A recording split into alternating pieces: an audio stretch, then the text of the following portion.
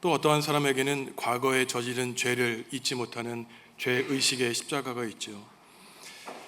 다른 사람이 볼 때에는 내 십자가가 그리 무거워 보이지 않을지 몰라도 내가 짊어지고 있는 십자가가 그 누구보다 가장 무거운 십자가입니다. 어떤 사람이 자기가 짊어진 십자가가 너무 무거워서 하나님께 나아가서 부탁을 했다고 합니다. 하나님, 제가 짊어지고 있는 십자가가 너무나 무거우니까 다른 십자가를 좀 바꾸게 하여 주십시오. 하나님이 허락해 주셨다고 하죠. 그 사람 앞에는 여러 종류의 십자가가 있었습니다. 무거워 보이고 가벼워 보이는 십자가, 아름다워 보이는 십자가가 있는가 하면 투박해 보이는 십자가가 있었습니다. 그 사람은 가벼워 보이고 화려하게 반짝거리는 십자가를 선택하고 한동안은 이전보다 자신이 선택한 십자가가 가벼워서 즐겁고 행복하게 살았지만 시간이 흐르면서 자기가 선택한 십자가가 이전의 십자가보다 더 무겁다는 것을 느끼게 됩니다. 하나님, 이번에도 바꾸어 주십시오. 다음에도 바꾸어 주십시오. 바꾸기를 여러 번 하고 이제 마지막이니 이 십자가를 짊어지고 살겠습니다. 결국 마지막에 선택한 십자가가 자기가 처음에 짊어졌던 그 십자가라는 것이죠. 우리가 여기서 알 수 있는 것은 우리가 짊어지고 있는 십자가가 결국 나에게 주어진 십자가이고, 문제는 어떻게 우리에게 짊어져 있는 십자가를 하나님을 의지하여 이겨낼 수 있는가가 우리에게 주어진 문제인 것입니다.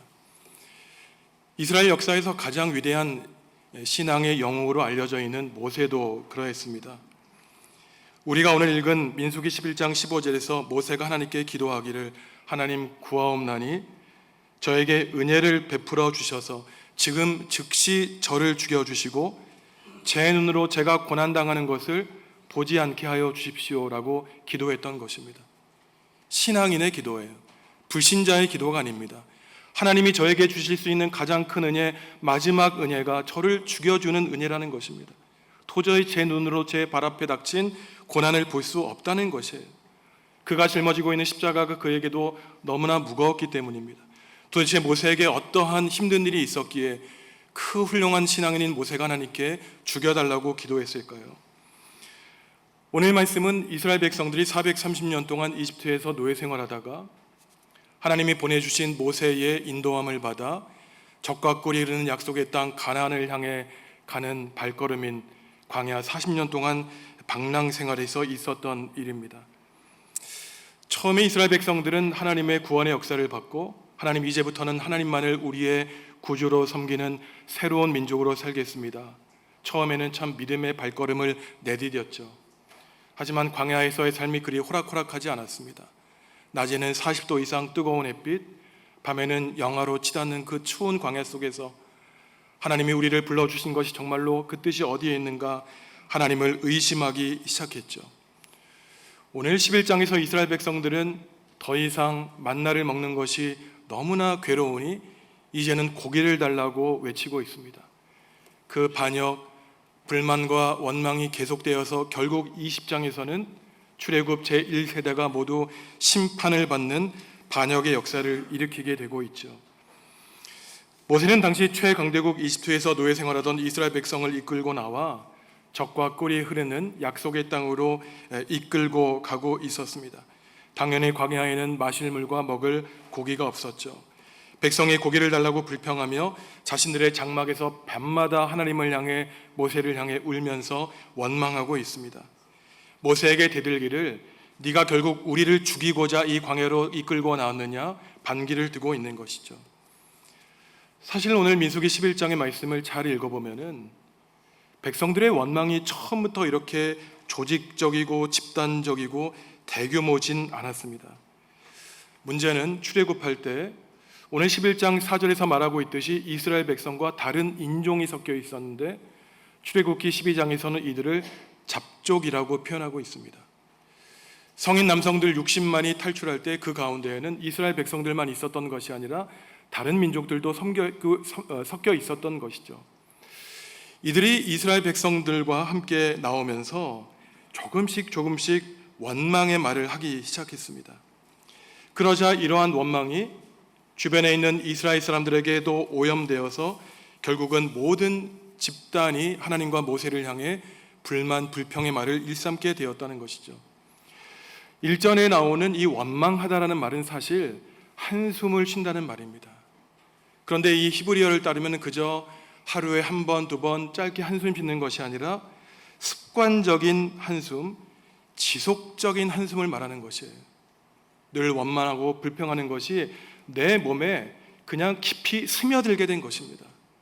입만 열면 불만, 입만 열면 한숨, 불평이었던 것이에요. 처음에 이들은 비록 적은 숫자, 이스라엘의 신앙 공동체에 속하지 않았던 잡족이었지만 이들이 하나님을 원망하고 모세를 원망하니 사람들에게 그 생각이 전염되게 된 것이었어요. 그렇구나. 우리가 이집트에서 나온 것이 잘못된 것이구나. 모세가 우리의 지도자가 아니구나. 불만과 불평을 일삼았던 것입니다. 그들이 주장하기를 이집트로 다시 돌려달라는 것이에요. 그것에서는 비록 우리가 자유가 없었고 노예였지만 오늘 백성들이 참 추한 말하지 않습니까? 거기서는 오이도 먹었는데 부추도 먹었는데 물고기도 먹었는데 그저 입으로 먹여주는 그 이집트 사람들 주인이 고마운 사람들이었던 것입니다. 적과 꿀이 흐르는 가나안 땅 소용없다는 것이에요. 그들은 과거에 그들이 그토록 애써 나왔던 이집트를 적과 꿀이 흐르는 낙원으로 살펴보고 있습니다. 과거로 돌아가는 신앙적인 퇴행을 벌이고 있는 것이에요. 기억력이 짧아도 너무나 짧았던 것이에요. 무려 430년 동안이나 노예 생활하던 그곳에서 하나님이 해방시켜 주셨는데 그들이 하나님이 자신들을 위해 베풀어 주신 일 다 잊어버리고 이제는 입에서 내뱉기를 하나님이 나를 위해 하지 않으신 일을 큰 소리로 외쳐 부르고 있는 것입니다. 하나님에 대한 순종과 영적인 평화에는 아무런 관심이 없어요. 그저 개나 돼지처럼 입에 먹을 것 갖다 주면은 짐승이 되었던 노예가 되었던 하나님의 형상 소용없다는 자기 자신을 부정하고 있는 데까지 나아가고 있습니다. 백성이 하는 원망이 심각했던 것은 한두 사람의 한숨이면 괜찮았겠죠. 이 원망과 불평이 모든 공동체에 퍼질 정도로 전면적이었고 이전에는 뒤에서 수군덕거렸다면 이제는 모든 가족들이 진영 앞에 나와 버젓이 하나님과 모세가 보는 앞에서 큰 소리로 불만과 원망을 일삼았다는 것입니다. 그들은 도전적이었어요. 반항적이었습니다. 하나님 어디 있냐고 완전히 부인하기 시작했어요. 당시 상황이 얼마나 심각했는지 10절 말씀 세 번역으로 우리가 함께 읽습니다. 모세는 백성이 각 가족별로 제각기 자기 장막 어귀에서 우는 소리를 들었다. 주님께서 이 일로 대단히 노하셨고 모세는 그 앞에서 걱정이 태산 같았다. 이제는 광범위하게 아주 가족 앞에서 큰 소리로 하나님께 원망하고 있는 것입니다. 얼마나 하나님이 괘씸하게 생각하셨는지 몰라요. 마치 우리의 죄와 고난에서 우리를 구원해 주시기 위해 예수님을 십자가에 대신 달려 돌아가게 하셨는데 그 예수 나와 무슨 상관이 있느냐? 하나님을 완전히 떠난 것과 같은 것입니다. 하나님을 위협하고 있는 것이에요. 하나님의 뜻과 계획, 고생하고 있는 이스라엘 백성들을 구원하기 위해 광야 40년 동안 거룩하게 하는 훈련을 갖게 하셨고 세상 사람 의지하지 않고 오직 하나님만 의지하게 하셨는데 사람들에게는 하나님이 별로 중요하지 않았습니다. 사람이 중요했어요. 이러한 백성들의 위기가 과연 어디에서 왔을까요? 하나님이 베풀어 주신 과거의 복과 은혜 다 잊어버린 것입니다. 자신들에게 필요한 것만 생각하게 되었어요. 이것은 지금부터 3,400년 전 모세와 이스라엘 백성의 문제만이 아닙니다. 지금 2024년 9월 마지막 주간을 보내고 있는 저와 여러분의 문제이기도 해요. 여러분 행복하십니까? 불행하세요? 불행한 이유 딱 한 가지입니다. 하나님께 받은 복과 은혜 다 잊어버렸기 때문이에요. 이제 감사한 것보다 내 인생의 문제, 필요한 것, 먹을 문제, 마실 문제, 내 가정의 문제, 온갖 탐욕으로 하나님께 이것 달라 저것 달라고 하니 하나님께 받은 그 많은 복과 은혜는 더 이상 우리 눈에 보이지 않는 것입니다. 신앙의 위기, 삶의 위기는 바로 하나님께 받은 복과 은혜를 기억하지 않고 부족한 것만 생각하는 데 있는 것이죠. 그리고 이러한 문제는 사실 처음부터 있지 않았어요.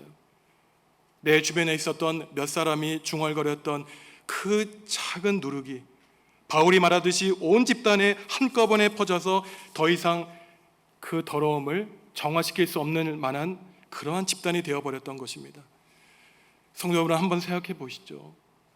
우리가 하나님께 감사할 일이 얼마나 많습니까? 생명을 주셨어요. 가족을 주셨습니다. 그리고 무엇보다 하나님을 경배하고 예배할 수 있는 예배당을 허락하여 주셨어요. 우리는 내 의지와 뜻대로 이 자리에 발걸음을 가지고 나왔다고 생각하지만 아직도 온 세상에는 하나님을 섬기고 싶어도 죽음을 각오하고 지하에서 예배하는 수많은 사람들이 있습니다. 예배하는 복에 겨워서 더 이상 하나님께 감사하지 않는 이 예배, 하나님이 과연 누구의 예배를 받으시겠습니까? 모세가 걱정과 두려움에 앞서게 됩니다. 모세도 하나님께 원망하게 돼요. 하나님, 저 사람들이 내 새끼입니까? 제가 배웠습니까? 왜 하필이면 수많은 사람들 가운데 저를 선택하여 주셔서 저에게 이 무거운 짐을 담당하게 하십니까? 하나님, 저에게 은혜를 베풀어 주십시오. 더는 이상 못하겠습니다.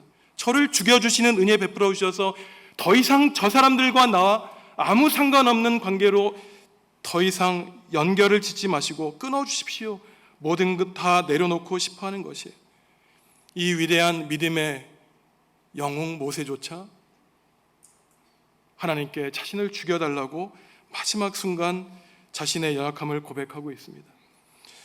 하나님이 모세의 탄식을 들어주셨죠. 그러면서 모세에게 하나의 해법을 전해주고 계십니다. 그래, 내가 알고 있어. 네가 지고 있는 그 십자가의 무게가 얼마나 무거운지 알고 있단다. 너는 결코 혼자 그 일을 감당할 수 없을 거야. 그러면서 하나님이 말씀하시기를 주변을 잘 살펴보라는 것입니다.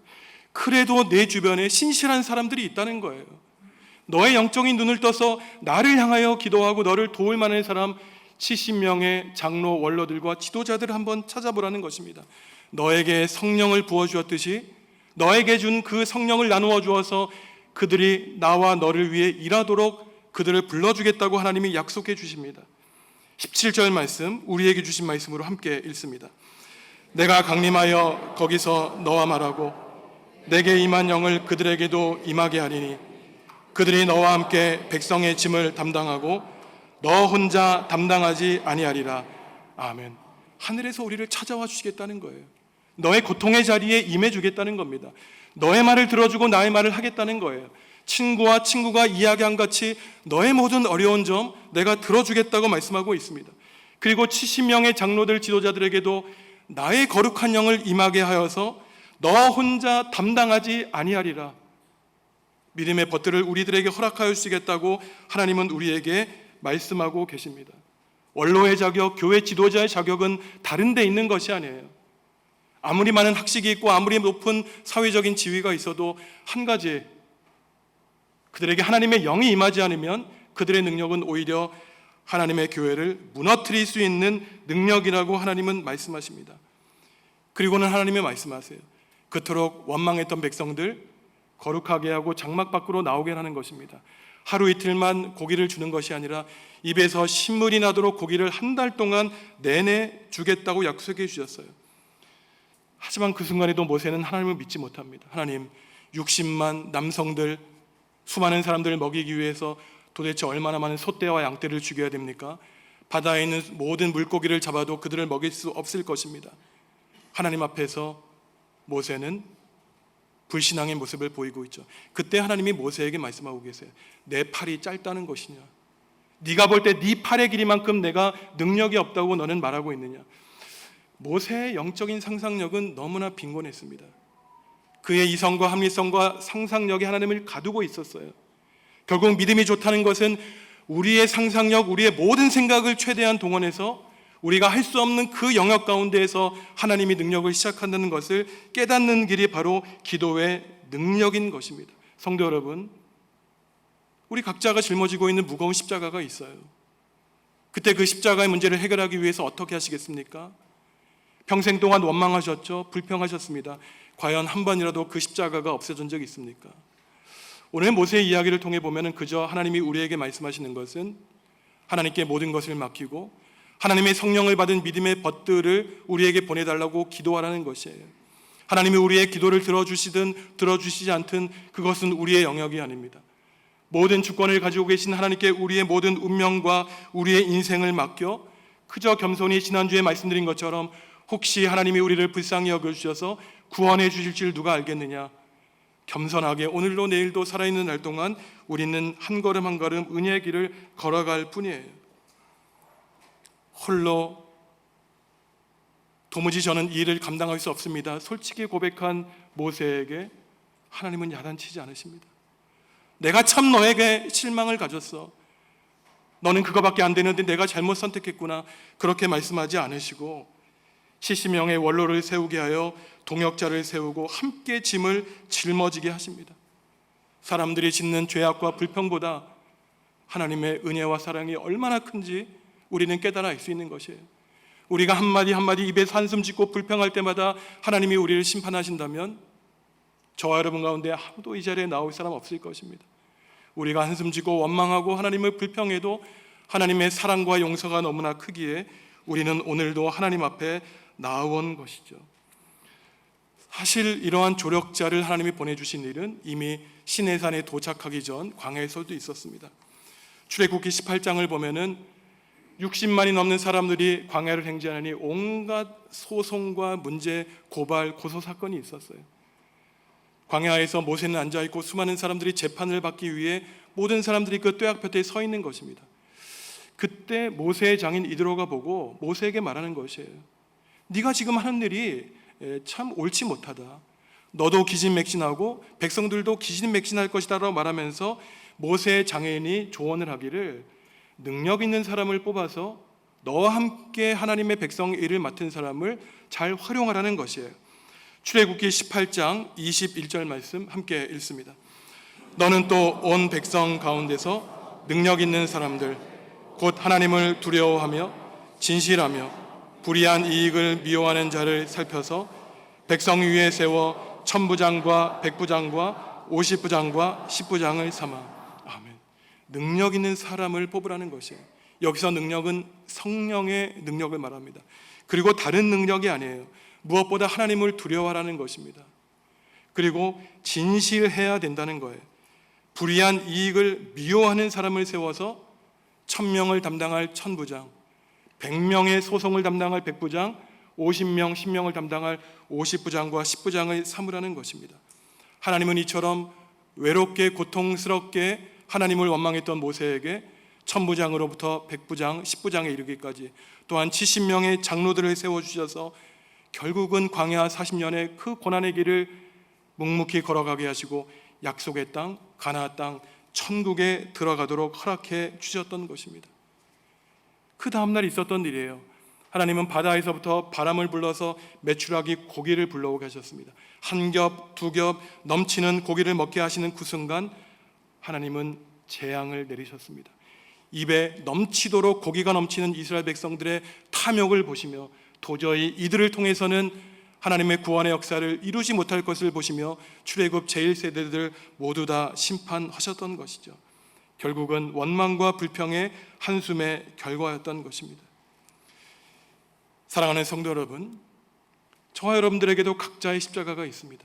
단지 말을 안 할 뿐이지 내가 지고 있는 십자가가 다른 사람들보다 결코 가볍지 않은 무거운 십자가예요. 그런데 그 수많은 사람들 가운데에는 그저 그 십자가를 내가 짊어진 나의 운명과 삶으로 알고 묵묵히 짊어지고 살아가고 있는 사람이 있는가 하면은 내 십자가가 아닌 양 모른 채하고 무시하고 지나가는 사람들도 있습니다. 하지만 그 십자가를 피한다고 해서 그 십자가가 우리의 인생에서 사라지지 않아요. 결국은 내 손에 돌아오게 되는 것이 하나님의 뜻과 계획입니다. 그렇다면 우리가 우리 삶에 있는 이 십자가를 피하지 않고 맞닥뜨리기 위해서 우리가 해야 될 일이 무엇일까요? 그것도 하나님의 자녀 예수 그리스도의 제자라면 우리의 십자가를 어떻게 짊어져야 되겠습니까? 첫째로 이스라엘 백성들처럼 그 잡족 다른 인종들처럼 한숨 쉬며 원망하고 하나님을 향해 불평하면 안 되겠죠. 그것도 작은 원망이 크게 되어 이제 버젓이 가족 앞에 모든 가족 구성원들이 하나님을 원망하는 결과는 결국은 하나님을 홀로 만날 때 너의 인생의 역사는 원망의 역사라고 하는 하나님의 핀잔을 두를 수밖에 없는 것입니다. 처음에는 작은 원망으로 시작했다가 결국 우리의 인생 자체가 원망하는 인생이 되어 나오는 것이죠. 그러한 사람의 입에서는 늘 한숨과 원망과 불평뿐이지 참으로 감사와 찬양과 기쁨의 말을 발견하기는 쉽지 않은 것은 삶 자체의 부정적인 생각과 원망이 깊이 뿌리를 박았기 때문입니다. 힘들고 어려운 일을 만날 때 신앙인은 하나님께 도와달라고 기도해야 되는 것이에요. 하나님이 직접 도와주시면 감사하겠지만 오늘 모세를 통해 하나님이 구원의 역사를 일으켜 주신 것처럼 하나님 제 주변에 신실하고 충성된 믿음의 동역자들을 보내주십시오. 저는 몰랐습니다. 하지만 나를 위해 기도했던 신실한 사람들이 있었음을 기억하게 하시고 나에게 충성된 종들을 보내주실 뿐만 아니라 제가 먼저 허탈해하는 사람들, 인생의 무상함을 느끼는 사람들을 찾아가서 그들의 손을 잡고 기도하는 하나님의 영을 받은 동역자가 될 수 있도록 저를 변화시켜 주십시오. 하나님께 기도하고 다짐해야 되는 것이에요. 그때 3500년 전 모세에게 들려주셨던 하나님의 음성이 저와 성도 여러분들의 귓가에 들릴 것입니다. 너 혼자 담당하지 아니하리라. 성도 여러분, 무거운 십자가 너무 고생스럽게 땀 흘리며 홀로 짊어지지 마시기 바랍니다. 수고하고 무거운 짐진자들아 다 내게로 오라고 하신 예수님의 말씀 듣고 예수님께 모든 인생의 십자가를 맡기고 우리의 모든 미래를 장중에 품고 계시는 하나님 아버지께 맡길 때 하나님이 우리를 선한 길로 인도해 주실 것입니다. 때로는 그 길이 광야길, 추위와 더위가 우리의 목숨을 위협하는 길일지라도 그 고난의 길에 하나님이 함께 하시기에 우리는 그저 하나님만을 의지하고 한 걸음 한 걸음 주님의 십자가를 향해 나아갈 수 있는 것이죠. 오늘 이 시간 우리가 함께 다짐하면 좋겠습니다. 하나님의 성령을 우리에게 내려주시옵소서. 부정한 생각, 불평과 원망하는 말 우리의 입에서 거두어 주시고 감사하는 말, 찬양하는 말을 내뱉게 하여 주십시오. 우리들에게 동역자를 세워주시고 우리 정읍중앙교회가 신실한 하나님의 일꾼들로 가득 차서 원망과 불평이 우리 교회를 흔들어 나갈 때 건강한 신앙 공동체가 되어서 오직 하나님께 순종하며 하나님의 말씀 위에 우리의 신앙 공동체를 든든히 세워나가는 정읍중앙교회 성도 여러분들 다 되시기를 간절히 기원합니다. 하나님, 우리 몫에 태인 무거운 십자가가 있음을 주님이 아십니다. 그때마다 너 혼자 담당하지 아니하리라고 말씀하신 하나님이 우리의 짐을 덜어주시옵소서. 하나님이 도와주시고 우리에게 조력자를 보내주시고 또한 우리가 세상의 무거운 짐을 짊어지고 있는 교우들과 이웃을 돕는 거룩한 삶을 살아갈 수 있도록 모세와 70명의 장로들에게 부어주신 성령님의 능력을 넘치도록 부어주시옵소서. 예수님의 이름으로 기도합니다. 아멘.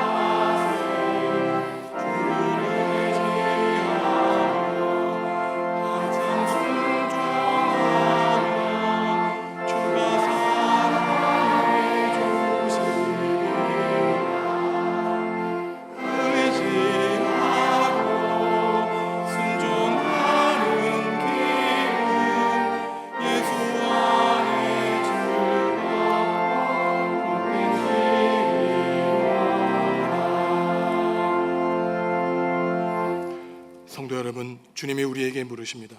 내가 누구를 보낼까? 누가 우리를 대신하여 갈 것인가?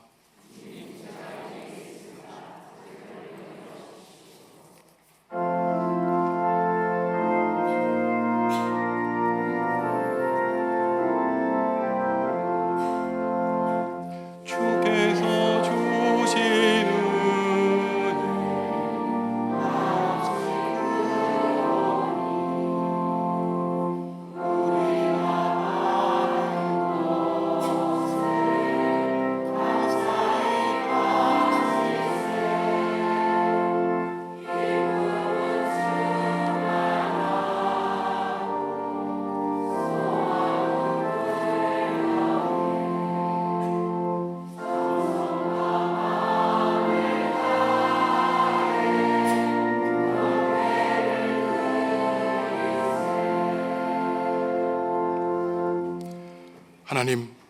하나님의 생명의 말씀을 주셔서 지금까지 살아온 우리의 삶과 지금 하나님 앞에 있는 내 모습을 돌아보게 하시니 감사합니다.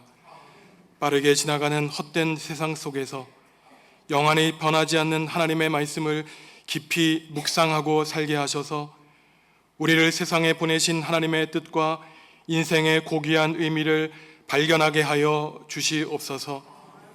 이 시간 특별히 이제 한 달 반 앞으로 다가온 수능 시험을 준비하는 자녀들 김승찬 군과 오은채 임수빈 양을 위해 기도합니다. 이들에게 하늘의 지혜와 건강 주셔서 남아있는 날까지 하나님을 의지하여 기도하며 최선을 다하게 하여 주시옵소서. 노력한 만큼의 좋은 결과 주시고 앞으로 이들에게 펼쳐질 인생길에 주님이 동행하여 주옵소서. 이 헌혈 교우를 우리 교회 한 식구로 삼아주시니 감사합니다. 차순덕 권사님, 사랑하는 남편을 위하여 기도하고 있는 가운데 있사오니 날마다 믿음이 자라나게 하시고 가정에 맡겨주신 자녀들도 어서 빨리 하나님을 믿고 주님의 전에 나와 모든 가족이 함께 예배하는 복을 누리게 하여 주시옵소서. 모채남 선생님을 호세나 찬양대회 지휘자로 불러주시니 감사합니다. 영으로 찬양하게 하시고 기도로 준비하게 하셔서 인간의 실력과 능력이 아니라 하나님의 영광과 감동이 찬양 가운데 드러나게 하여 주시옵소서. 가을철 소그룹 신앙훈련이 진행되고 있습니다. 우리 교회가 다른 무엇보다 말씀의 반석 위에 든든히 서가는 교회, 하나님의 가르침을 귀 기울여 듣고 주님께 순종하는 교회 될 수 있도록 성령님, 이 자리에 있는 모든 교우들의 마음을 감동시켜 주시옵소서. 귀한 예물 주님께 드리게 하시니 감사합니다. 세상을 살아가며 성실하게 일하여 얻게 하신 열매를 인생의 주인이신 하나님께 바치오니 세상을 복되게 하는 거룩한 일에 사용하여 주시옵소서.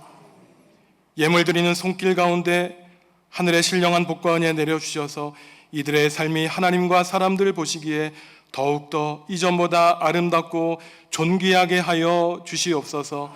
예수님의 이름으로 기도합니다. 아멘.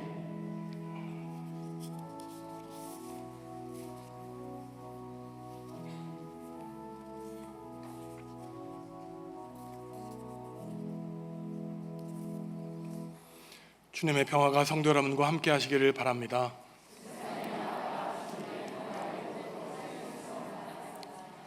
기도해 드린 것처럼 11월 14일 수능을 앞두고 있는 우리 자녀들이 있습니다. 이들이 짊어지고 있는 무거운 십자가 홀로 짊어지게 하지 마시고 우리 부모님들 또한 모든 성도들이 기도해서 함께 그들의 짐을 짊어지는 우리 정읍중앙교회가 될 수 있기를 바랍니다. 이번 주 수요일 수요 기도회 후에는 3, 4분기 재직회가 있습니다. 주보에 2024년 성경 읽기표를 나눠드렸는데요. 하루에 말씀 3장, 4장씩만 읽으셔도 1년에 최소한 한 번 읽으실 수 있습니다. 말씀 가운데 하나님이 계십니다. 하나님의 능력, 말씀으로 체험하시는 성도 여러분들 되시기 바랍니다. 부임 광고하겠습니다. 호산나 찬양대의 모채남 지휘자 선생님 부임하셨습니다. 제가 먼저 양력을 소개해 드릴 텐데요. 전남대학교에서 성악을 전공하시고 중앙대학교 대학원에서 작곡과 지휘를 전공하시고 모스크바 국립예술대학교에서 음악학, 박사학위를 받으셨습니다. 평생 교직에 교직에 계셨고 전라남도 교육청 정책자문관, 연합합창단, 세계글로벌 교육박람회 지휘 등 여수 엑스포 등에서 활동을 하고 계십니다. 우리 선생님의 부인은 이태리에서 성악을 전공하시고 현재 호남신학대학교 성악 교수님으로 계십니다. 지금 부부가 광주에서 오가시는데 아마 기회가 되면은 우리 부인도 우리 교회에 나와서 함께 찬양대 봉사할 수 있지 않을까 싶습니다. 지금까지는 세상을 아름답게 수놓기 위해 열심히 활동하셨다면은 제가 우리 선생님께 지난주에도 말씀드렸지만 남은 삶은 하나님께 영광을 올려드리는 찬양드리고 또 단지 우리 교회에서 지휘하고 돌아가시는 것이 아니라 우리 교회 교인이 되어서 함께 삶을 나누고 하나님께 함께 영광 올려드리는 우리 선생님 되실 수 있기를 간절히 부탁드립니다. 앞에 나오셔서 우리 인사하실 때 큰 박수로 축복하시고 환영해 주시기 바랍니다. 모채남 선생님이십니다.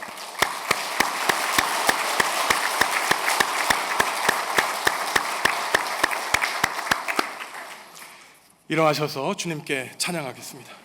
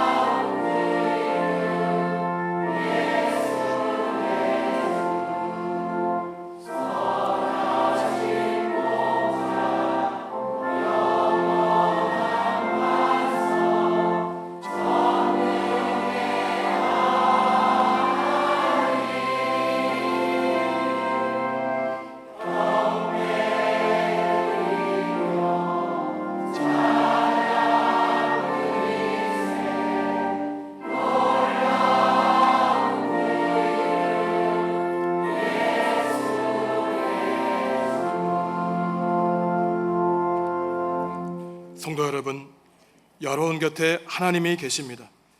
여러분 곁에 하나님의 영을 받은 믿음의 벗들이 있습니다. 하나님을 믿으며 서로를 위해 기도하시기 바랍니다. 하나님이 여러분 혼자 십자가의 짐을 담당하지 않도록 강하신 두 손으로 붙들어 주실 것입니다. 이제는 예수님의 은혜와 하나님의 사랑과 성령님의 사귐이 하나님의 성령을 받아 우리 인생에 놓인 무거운 십자가를 능히 지고 기쁨과 감사로 충만한 삶을 살기로 다짐하는 성도들에게 지금부터 영원히 함께 하시기를 간절히 축원하옵나이다. 아멘.